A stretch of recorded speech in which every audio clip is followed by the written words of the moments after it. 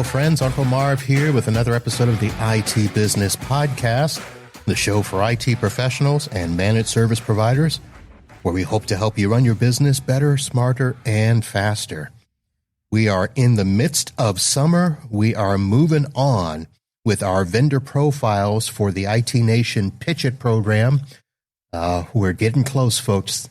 I think all of the contestants have passed the midway point of their 16-week boot camp, and they are all looking to be on the final stage at IT Nation Connect in November and hopefully get that $70,000 grand prize. So we're continuing on. I am interviewing all of the contenders, and today we are interviewing Blacksmith InfoSec. I have Jared Casner with me. He is one of the co-founders. Blacksmith InfoSec is a cybersecurity company specializing in compliance as a service, and it is tailored for small and medium-sized businesses and, of course, us as managed service providers. Well, Jared, welcome to the show. Well, thanks, Uncle Marv. Appreciate you having me on. All right. So let me just ask a nice, easy question to start. How's boot camp going? Boot camp is great. We've had some just incredible speakers coming in and talking to us, folks that are other vendors in the space that have been there, done that before us, some MSPs involved, folks outside of this teaching us about sales and marketing. It's just been a wonderful experience all the way through. All right. Now, your company is one of the youngest. I think you guys started in 2023, right? That's correct. Yeah, we're not quite 2 years old yet. All right, but not new to the MSP space. Actually, we are sort of new to the MSP space, but also not new to the MSP space. Right. So, my co-founder and I both have used MSPs in the past in our past lives. In my case, I've been out in Silicon Valley for the last 15 years and outsourcing our IT to managed service providers. I will say that the managed service providers that I've used have been more of the trunk slammer variety, which is, I'll just say down to some very frugal CFOs that I've worked with in the past that have been not very optimized on or forward thinking when it comes to IT services and we'll just leave engineering to sort that out. My co-founder has had a chance to work with some truly excellent MSPs along the way in his past as a vCISO, where he was working hand in hand with some MSPs. And those are some of the first partners that we joined up with when we started the business. All right. I just made a note here. I want to hear about trunk slammer MSPs, but that will be another podcast. Let's talk about Blacksmith InfoSec. So I'll be honest, compliance as a service, it's been very popular over the years. And I'm going to ask you, what makes you guys so much better than the others? Yeah. So I think part of what makes us at least different, I don't know about better, but certainly different from the others, is our backgrounds. We don't come from the MSP space directly. We're coming at this from, in my case, the Silicon Valley startup mindset. In my co-founder space, or stance, the actual practitioner as a vCISO and delivering compliance services into businesses. So for me personally, it was partnership opportunities with MasterCard that led me down I need to figure out how to be SOC 2 compliant and actually putting that security program in place. Working at health tech companies and dealing with HIPAA compliance and SOC 2 compliance and putting all those security programs in place, putting the building blocks in place and doing that on a shoestring budget. And my co-founder's stance, it was really over hundreds of companies that he worked with as a vCISO. Again, how do I get a small business to compliance from the ground up when they're on a shoestring budget, when they don't really know what they're doing, why they're doing it? In fact, I can tell you how many of your customers, Marv, are asking for compliance and saying, I really want to do this. Asking for it? Come on now. Yeah, I'll bet the answer is zero. Nobody wants to be compliant. They're doing it because they have to, right? They're doing it because they have to. And nobody, a lot of these companies are being dragged into it kicking and screaming. And so what we've tried to do is really democratize the whole system, which is Silicon Valley speak for. We're making it easy and accessible for the non-technical end users of the compliance platform to understand what they're doing, why they're doing it, and start baking that into their DNA as an organization. So maybe they don't want to do it, but at least they understand why they're doing it and they understand the value that it has along the way. Yeah. So just to clarify my answer, yeah, nobody's asking for it, although I did have one customer who just said, look, we know it's coming, so we're going to get ahead of the curve. So that's the closest I've gotten to that. Let me ask, in terms of your key features and offerings, of course, because most of the things we think about have to be around, our NIST requirements, our incident response plans, security awareness training. What other things are you guys offering? Yeah, so all of that, we do the policy generation for you, and we've templatized the whole thing. We call it bowling with the bumpers up, or paint by numbers approach. So giving you the templates in a way that you can't mess them up. They're already there, and we have taken a very different approach to a lot of our competitors in this space also with the policy creation, where I'm not giving you the WYSIWYG editor that lets you change anything you want to, because I've seen too many times where small businesses or MSPs have just totally botched the implementation of those policies and the creation of those by being able to go in and edit them manually. And so it's a much more streamlined approach. We give you the compliance roadmap. We have integrations into ConnectWise so that you can actually mirror that into a ConnectWise project and be able to build directly through ConnectWise and generate your project plans directly in ConnectWise, and that two-way integration. So as your techs are checking things off, it's checking things off of the compliance roadmap and bringing your clients closer to compliance, and then reflecting that in the reporting that you're giving to them. The risk register, right? Because at the end of the day, all of these compliance frameworks, they're really better thought of as risk management frameworks. It's how do I help reduce the risk of an incident? And when there is an incident, reduce the impact of that incident, right? It's all about risk management. The user audits, right? It's the entire security program. It's all the things that you need to do across the entire board for the security program to bring that to help your clients become more secure, but also achieve compliance along the way. Right. Now, when it comes to your platform, I know that you guys offer white labeling so that we can make it, look like us to our clients. But how much interaction do clients have inside the portal versus what we provide for them? So you cannot own the risk for your clients, right? Period. Your clients have to own their own risk. So it's a co-managed opportunity. Everything that your client sees in the portal, you see in the portal, but it's your portal that they're logging into, but it's their policies, it's their compliance roadmap, it's their tasks, it's their risk register, it's everything that you can see, they can see, and vice versa. With a little bit of a caveat that when it comes to your ConnectWise integration and other integrations that we have in the platform, that's for you to manage and automate the tasks that you have as an MSP. But really, everything that's in there is their system.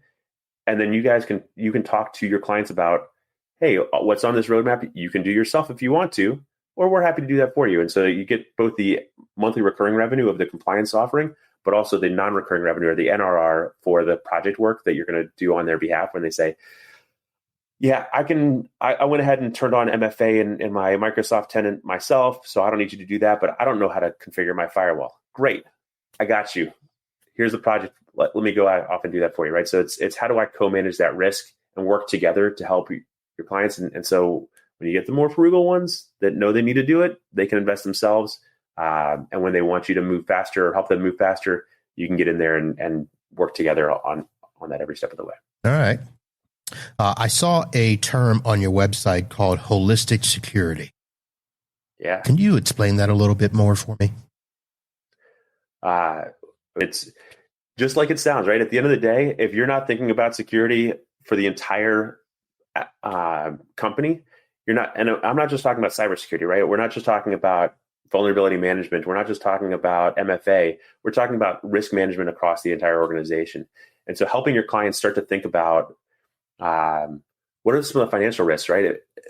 You look at SOX compliance. SOX compliance is a great example of putting in the right financial controls. And yes, you're using IT controls to do that, but putting in those controls so that there's a double trigger on a wire transfer, especially over a certain amount, so you don't have somebody when you get that text message from the CEO saying, "I need you to go out and buy $500 worth of gift cards."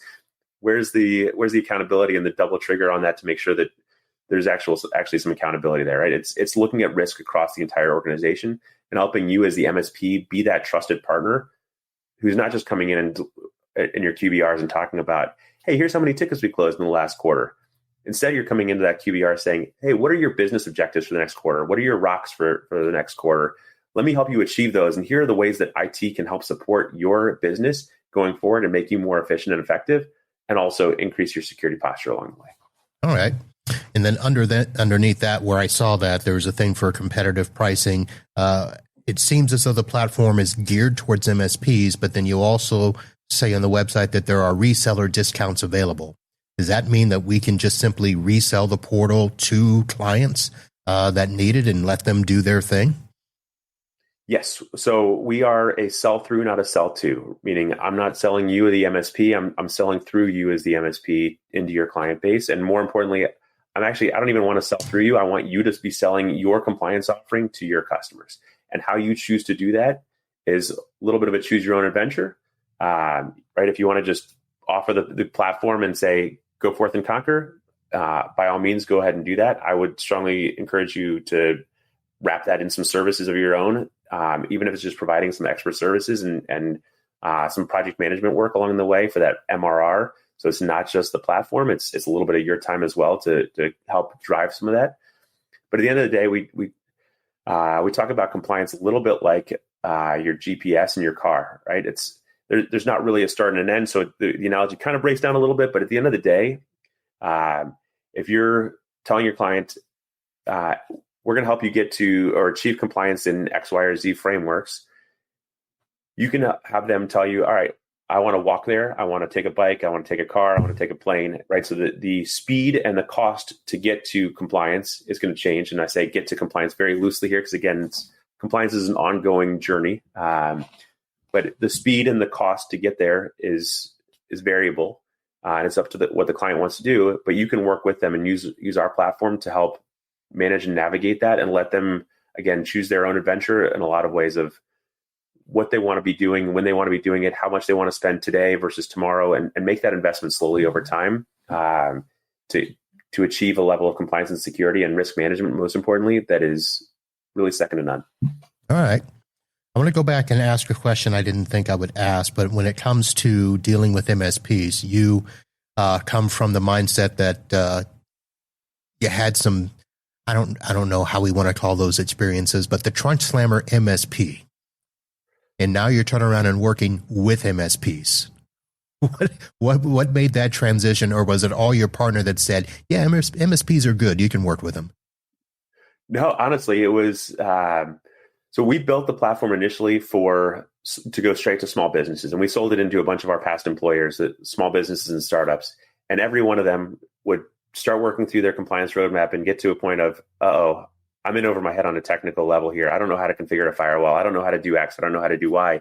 And so they bring in their MSPs. And the MSPs started looking at this and saying, oh, this is really cool. How do I do this for the rest of my clients? And we said, that's an interesting point. Ding, ding, ding. Yeah. Ding, ding, ding. And so that was a little over a year ago. March of 2024, we pivoted and went almost exclusive. At the time, we went almost exclusively channel. We have since gone exclusively channel. But it built-in multi-tenancy and white labeling and made this an MSP first approach. We spent the next 6 months on kind of a listening tour, talking to MSPs, going to ASCII events and IT Nation Secure and Channel Pro events, right? We went out and we're meeting people and asking questions and learning the MSP community because candidly, we were new to it, right? We had worked with some really excellent MSPs in the past and some less excellent MSPs in the past. We had worked as not great. Being perfectly candid, I was not a great customer of an MSP. Okay. There were probably MSPs that wish they could have fired me because I didn't really understand the MSP model and how to make it work. And so getting in, understanding the community, getting and becoming embedded and just asking questions for 6 months made us realize this is home, man. Why do we do anything other than go to straight through MSPs? This is where we needed to be in the first place. Right. So by IT Nation Connect last year, we had our first booth and really have been since I want to say October of 24 exclusively MSP and just going through the channel. All right. Has there been anything that has stood out to you in terms of that feedback that you've gotten from MSPs besides the fact that we need to do this? No, I mean, I think the biggest thing, just the nature of the community in the MSP space, right? And I'm not just talking about the MSPs, but also the vendors. Both sides of the equation have really opened their arms to a bunch of new guys in the space. And we couldn't be happier. We get real feedback. I tell everybody, Marv, I've got a lot of really good friends that tell me how amazing I am, which is great for the old ego. And I feel good about myself when I talk to those folks. What I love about the MSP community, both the MSPs and the vendors, is I've made some really great friends that won't just tell me how great I am, but will also tell me when I've got spinach in my teeth, and will say, "Ooh, you said a thing that I didn't like," or "Your product doesn't. I needed to do X, and it's almost there, but not right." And getting that real feedback and being able to adapt and learn and grow along the way has been just such a rewarding experience for me. I wouldn't trade anything. All right. Well, let me give you some feedback because listen, this was not planned, but I have on my desk. I've got spinach in my teeth. I have on my desk all the pins that I kind of go through when it comes to swag that I've gotten from conferences. And there's your pin in the midst of this pile that I was considering as a best swag item. I like the little thingy at the bottom to grip the pin and all of that, and it writes real smooth and stuff. So there's some great feedback for you. Awesome. Yeah, I will take that back to my marketing team. I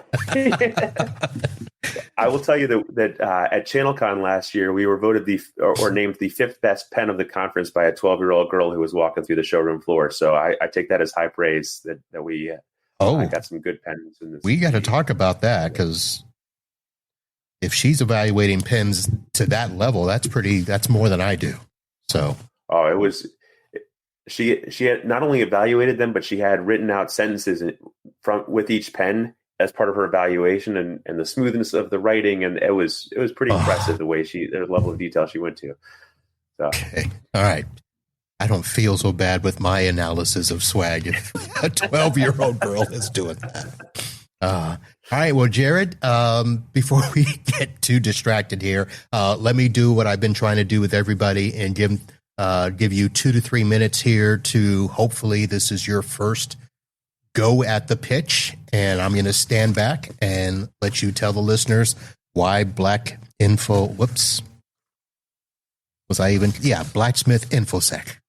Go. All right. This is my first opportunity to pitch, so bear with me here. But Blacksmith InfoSec was created specifically with small businesses in mind. We wanted to make compliance affordable, accessible, and easy to do for any level of technical ability. We have been very successful at making it affordable and accessible. Figuring out of any technical ability was a little bit harder. And that's where the MSP community really stepped in and became that trusted partner for us as we're going forward. We've given the MSPs the tools to be able to build a security program for a small business that is a co-managed opportunity that increases trust for the MSP, increases revenue for the MSP, increases security and compliance for their end clients, and does this all in a way that starts to bake in that security and compliance mindset in the business every step of the way. It makes the change management very smooth and simple. It makes the compliance journey understandable. And it's really, truly holistic in the sense that we're covering the entire gamut of the security program. We're not going to give you the entire security stack, but we're going to give you the entire security program so you know exactly what needs to be done and when it needs to be done, and can manage that security program alongside your clients to deliver compliance in a way that is truly unparalleled. All right. Thank you very much.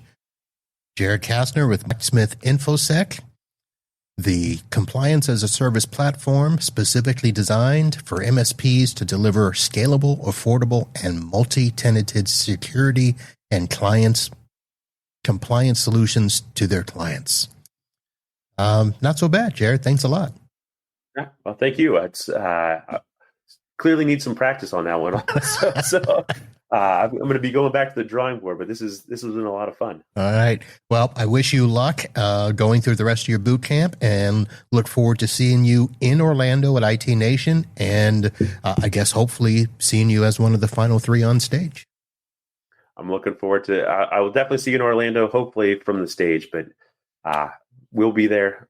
We just confirmed our booth or kiosk for IT Nation, so looking forward to it. All right, very nice. Well, folks, there you have it there. Again, Jared Casner, Blacksmith InfoSec. Check them out, vote for them, do whatever you need to do to get to see them in Orlando at IT Nation Connect. That is going to do it for this episode. We'll be back with a few more of the vendor profiles for the 2025 IT Nation Pitch It program. We'll see you soon. Holla.